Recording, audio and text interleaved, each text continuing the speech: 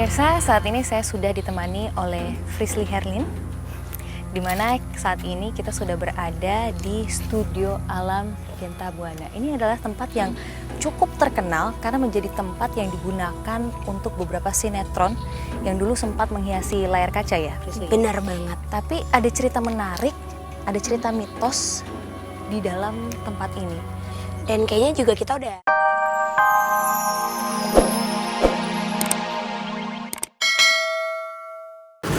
Tak sedikit yang tahu bahwa Studio Alam Genta Buana yang berada di Bogor sebagai tempat lahirnya produksi yang serta-merta ikut andil dalam perkembangan industri hiburan tanah air. Dulu mah bukan rame lagi, dulu mah ini pelet, terus Wiro Sableng, udah banyak lah. Dengan area yang luas dan nuansa alam yang menjanjikan.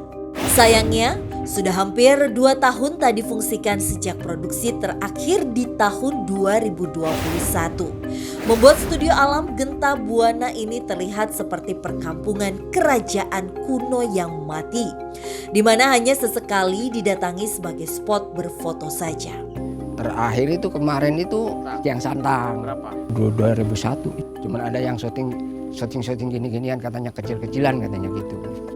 Namun anehnya, sebelum terlihat sepi dan kosong, berbagai cerita mistis serta mitos sudah ada dan ikut serta sejak pembangunan studio berlangsung di tahun 2003. Bahkan tak sedikit mereka menyewa area tersebut untuk kebutuhan syuting, meyakini bahwa memang Studio Alam Genta Buana angker dan menyeramkan. Ada hantu, di sini ada anak kecil katanya. Lari-lari nggak pakai baju, nggak pakai celana katanya gitu. Tuh yang sering jalan itu tuh, yang dari sini masuk ke dalam tuh. Bagaimana tidak, mitos bahwa Studio Alam Genta Buana sudah menyeramkan sejak aktif berasal dari beberapa fenomena gaib yang kerap mengganggu para kru maupun artis yang pernah berkarya di tempat tersebut dengan waktu yang tak sebentar. Digangguin hantu segala, kru ya kesurupan. Spekulasi akan fenomena gaib yang terselip saat produksi syuting pun muncul di tengah masyarakat. Ada yang mengatakan bahwa bahkan jauh sebelum beberapa bangunan awal studio berdiri, daerah tersebut sudah terkandung mitos yang belum dapat diyakini kebenarannya. Tak terlepas dari latar belakang cerita yang ada, mitos yang beredar membuat sebagian meyakini bahwa Studio Alam Genta Buana tak dapat dipungkiri seolah ada sosok astral yang menjaga daerah tersebut. Hal ini diyakini oleh sebagian masyarakat yang percaya bahwa dengan melakukan beberapa persyaratan ringan mampu menghindari adanya gangguan gaib yang bahkan tak terlepas dari gangguan teknis yang dialami secara tiba-tiba. Ada yang penampakan di HP aku, ya gitu. Yang mana? Oh, dilihat yang ini, baju putih, iya. Yang sono rumah ini, ono, ya. Seolah membenarkan mitos bahwa tempat tersebut angker, kini sebagian warga yang melintas kerap menyaksikan penampakan dari berbagai sosok astral yang menghuni di area yang memiliki banyak bangunan terpisah ini. Lantas, akankah penelusuran kami malam ini mampu menguak alasan terbesar dari mitos keangkeran dan mencekamnya Studio Alam semasa masih sangat aktif, hingga acap kali mengganggu jalannya produksi yang dibuat?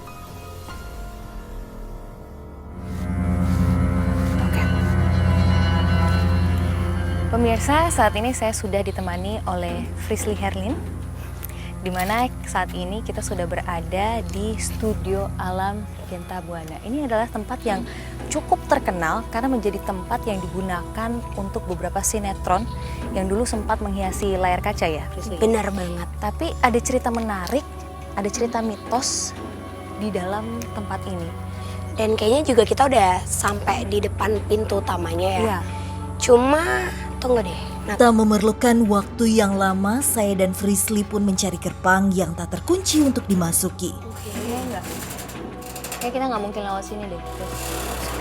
Coba. Ada pintu. Kayaknya di sana deh. Kayak di situ ya.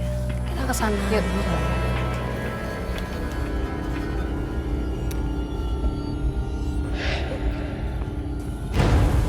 Assalamualaikum.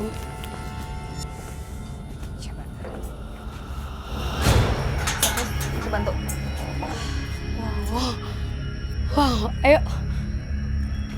Permisi. Oh. Sejujurnya tempatnya keren banget. Aku setuju. Sosok-sosok yang berada di tempat ini mereka seolah-olah sedang menjadi aktor dan aktrisnya.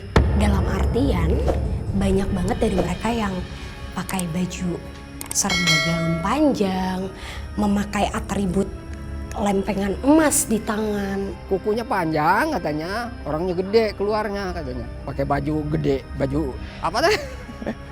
Kerajaan katanya. Sampai tadi sebelum kita masuk ada sosok yang setengahnya itu binatang. Dari pinggang ke atas itu looknya bener-bener manusia, laki-laki dengan rambut gondrong. Tapi dari pinggang ke bawah, sorry banget tapi keadaannya penuh dengan darah, tapi kaki ke bawahnya itu kuda. Dan sosok itu lebih sering keliling-keliling aja. Ibaratnya kalau kata kita mungkin ngecek tempat. Nah, aku sih lebih tertarik untuk kamu masuk ke dalam sana, biar kita juga masuk ke cerita mereka. Oke, kita coba ke sana ya. Kami pun mulai menelusuri bangunan mirip pendopo yang berada persis di depan kami. Oke. Kali ini kita berdiri persis banget di tengah-tengah sana. Memang rada jauh sosoknya karena dia entah kenapa setiap kali aku melangkah dianya juga mundur. Sosok ini cuma bercerita kalau dulunya di tempat ini di tahun 1800-an tempat ini adalah tempat yang bisa dikatakan sangat amat dianggap sakral. Ini banyak banget makam-makam pendahulu yang pernah ada di sini dan tanpa disadari ya mungkin saat ini pembangunannya berada di atas makam. Jadi gak kaget kalau misalnya kita masuk ke tempat ini rasanya tuh kayak lebih banyak mereka. Iya. Kamu mau masuk ke dalam gak sama Coba kita masuk ke dalam ya. pelan-pelan. Assalamualaikum. Permisi. Wow Nat. Gimana Chris, apa yang kamu rasain? Coba tenang dulu. Kenapa? Dengar suara nggak barusan? Kalau dengar tadi itu ada suara kayak melengking seperti suara hewan burung.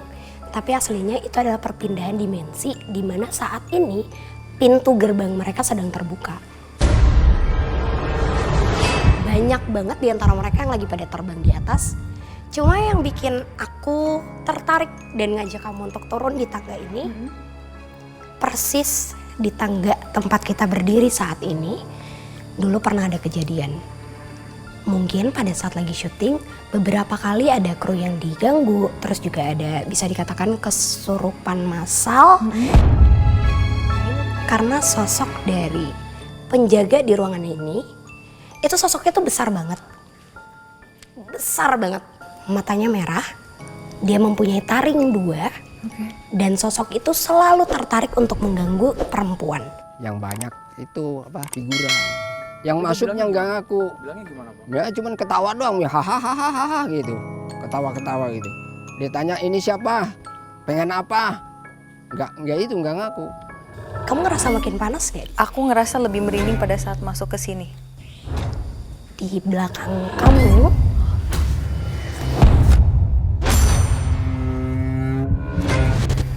Ada apa di belakang aku, please?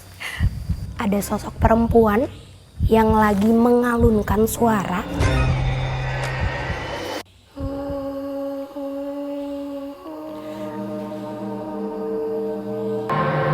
Chris, kayak gitu suaranya.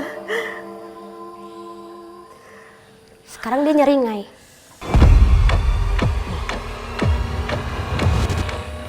Nih, dia ada di sini. Sebentar ya, Nat. Halo.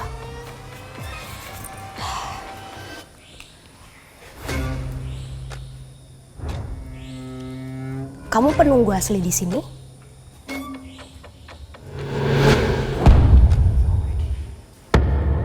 Dan sosok ini mengaku bahwa dia mampu berubah wujud dia bisa menjadi wujud yang sangat cantik yang biasa dia tunjukkan. Dan dia juga salah satu alasan kenapa tempat ini pernah ada korban.